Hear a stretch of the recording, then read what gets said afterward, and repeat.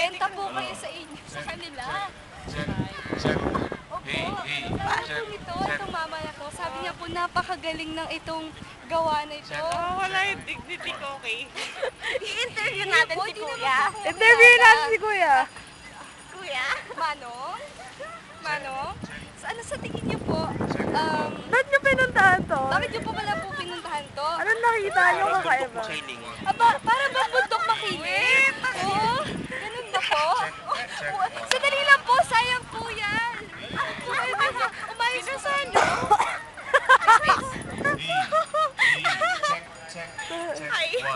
Magkano po binayad niyo po dito para makakita ng ganitong kaganda na obra maestra?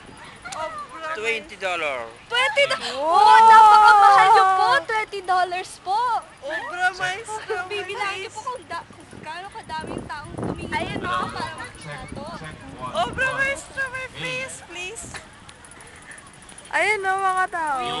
Mga tao. Nakatingin. Hindi lang makikita kasi madilim. Oo. At ilang taon na po kayo? Ayun, may program pa. Para sa'yo. 17 years na po kayo nandito. Ano pong nararamdaman niyo po? Wala nang maramdaman. Wala kayo maramdaman? Kasi, paano po kayo nakakain, nabubuhay? Paano ko po? Sino po mga magulang niyo po? At nasaan na po sila? Bakit ka nila iniwan dito?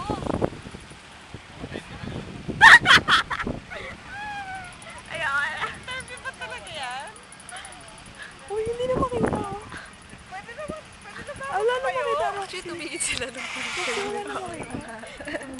Pwede na ba ako kayo? Tumawa sila.